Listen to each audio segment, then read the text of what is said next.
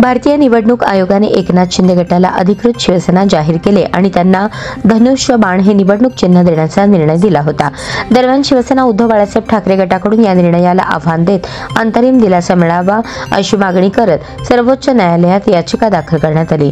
या ठाकरे गटाकडून दाखल केलेल्या याचिकेनंतर हे प्रकरण 14 जुलै रोजी सूचीबद्ध करण्याचे बुधवारी सर्वोच्च न्यायालयाने मान्य केले। उद्धव ठाकरे यांच्या गटाची बाजू मांडणारे वरिष्ठ वकील देवदत्त कामत यांनी न्यायमूर्ती MM सुंदरेश आणि न्यायमूर्ती के विनोदचंद्रम यांच्या आंशिक कामकाज दिवसांच्या खंडपीठासमोर हे प्रकरण उपस्थित केले आणि या आठवड्यात किंवा पुढील आठवड्यात तातडीने यावर सुनावणी घेण्याची मागणी केली। या खंडपीठाने हे प्रकरण आंशिक कामकाजाच्या दिवसांमध्ये सुनावणी घेण्यास नकार दिला। दरम्यान शिवसेना एकनाथ शिंदे यांच्या वकिलांनी असे म्हटले की 7 मे रोजी न्यायमूर्ती सूर्यकांत यांच्या खंडपीठाने अशा प्रकारची तातडीने सुनावणी घेण्याची विनंती फेटाळून लावली होती।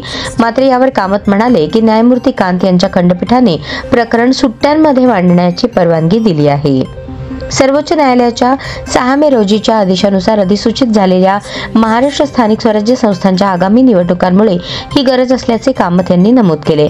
तसेच त्यांनी राष्ट्रवादी काँग्रेसच्या वादात न्यायालयाने दिलेल्या आदेशाप्रमाणे अंतरिम नियोजन करण्याच्या मागणीसाठी अर्ज दिला असल्याचेही यावेळी त्यांनी सांगितले। राष्ट्रवादीच्या वादात सर्वोच्च न्यायालयाने अजित पवार यांच्या गटाला त्यांच्याकडून होत असलेल्या अधिकृत चिन्हाचा वापर हा मुद्दा न्यायप्रविष्ट असल्याची जाहिरात करण्याचे निर्देश दिले होते। दरम्यान कामत यांनी वारंवार मागणी केल्यानंतर अखेर खंडपीठाने 14 जुलै रोजी हे प्रकरण सूचीबद्ध करण्यास मान्य केले।